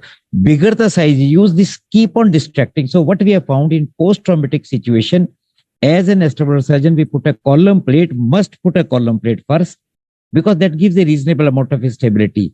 And then what we did was, it was some time back, about 10 years back, when we had somebody has guided us that you can put an anterior column screw, but anterior column in those cases reasonably destroyed. You can't put a screw in. So we use a recon plate with the screw along the recon plate towards the ilium and then screw towards the pubis.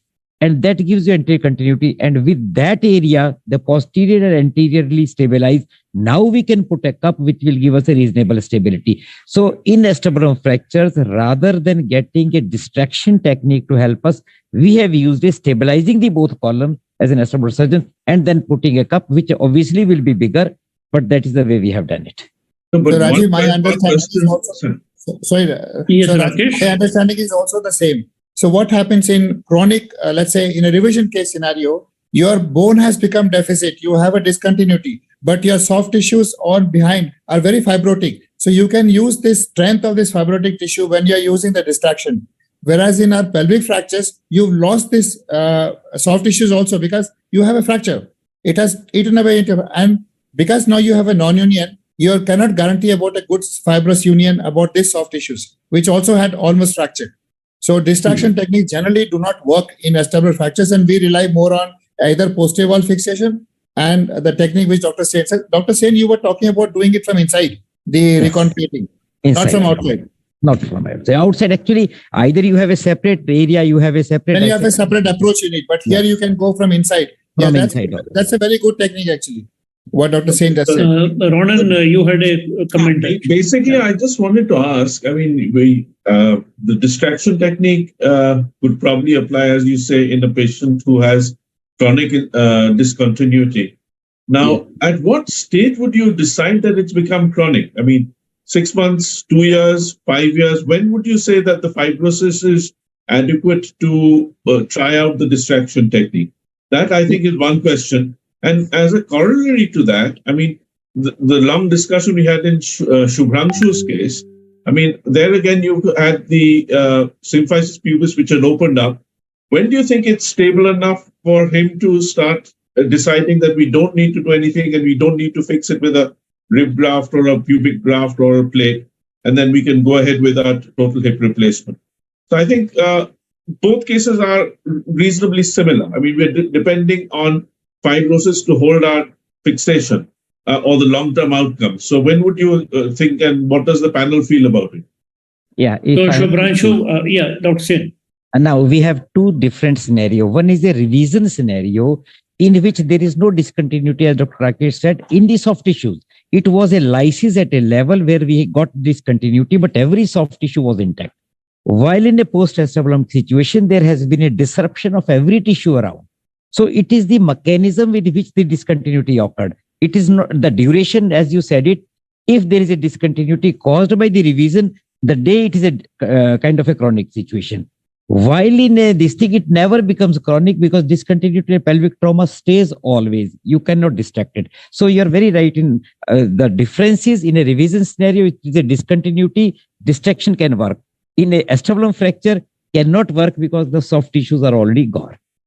It's an important differentiation to make. On this? Yeah, sir, I think I agree with what Dr. Sen and everyone is saying, but I think we should judge intraoperatively.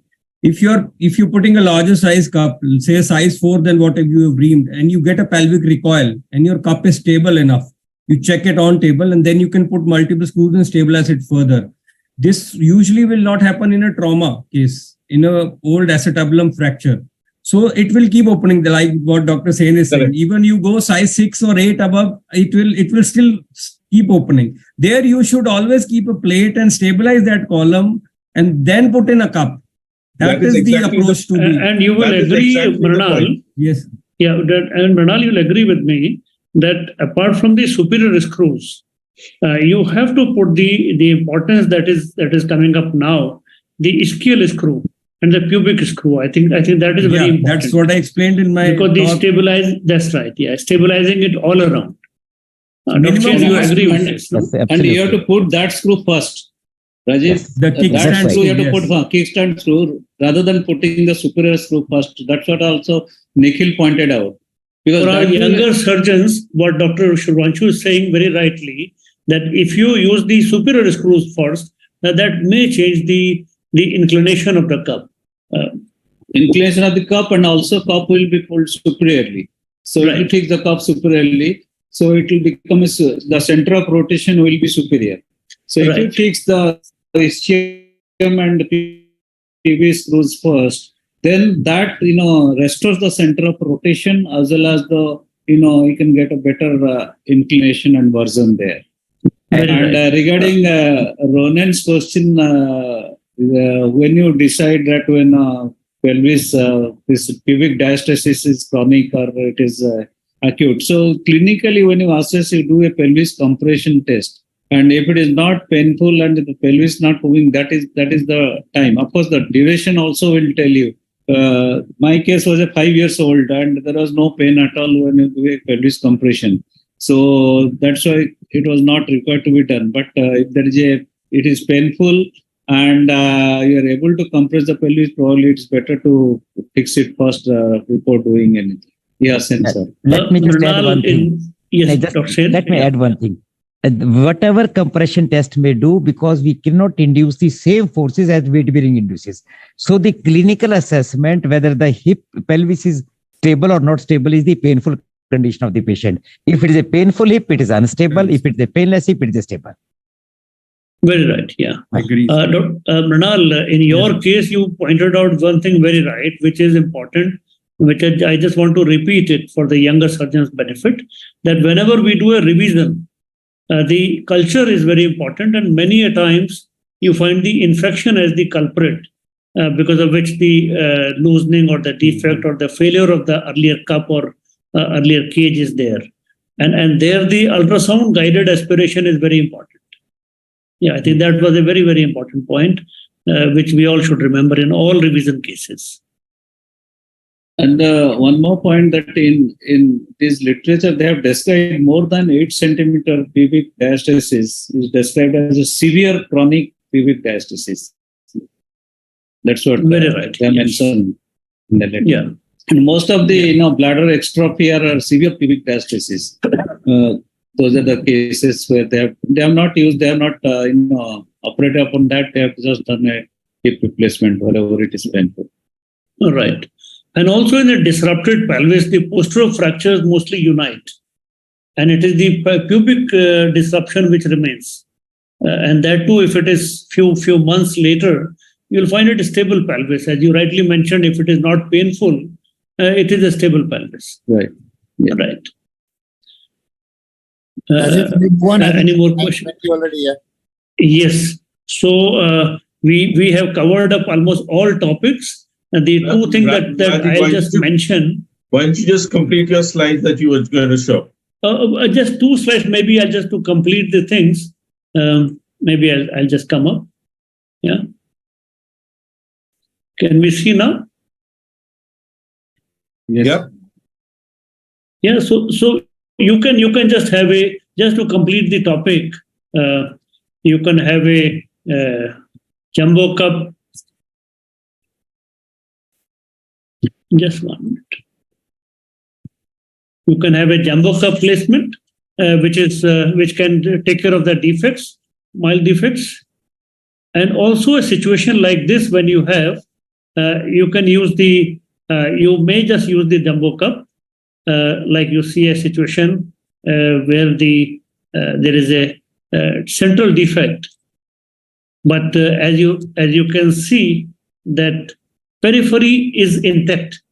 In this kind of a situation, you can get away with the graft in the central defect and just put a larger cup.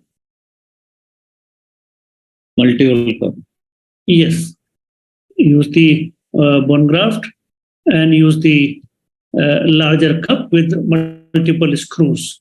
And I think that is able to take care of the situations very well. And this cup was very, very stable in this situation. So that just to tell our colleagues that this is also one method, not necessarily that you have to use the augments or you have to use the cage. So I'll stop this presentation here, and I think we have discussed Ronen one difficult topic with very interesting types of situations that we can find ourselves in, and how to bail us out in these difficult situations. I think that's a wonderful presentations. Thank you so much. Before we close, I'd just like to say that I'd really like to thank Dr. Sen for organizing this thing. And the format was very good in the sense that everyone presented cases rather than having long discussions. And the discussions were actually very, very fruitful. So I think that this is an excellent program. Thank you, Dr. Sen. And I'd like to thank Dr. Nikhil as well, though he's not here at the moment.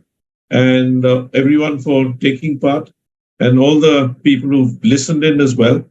And Rajeev for coordinating this in his inimitable style. So thank you so much, Rajeev. Thank you so much, Ronen. I think it's a wonderful discussion today. Thanks a lot. Thank you, everyone. We'll stop live streaming now.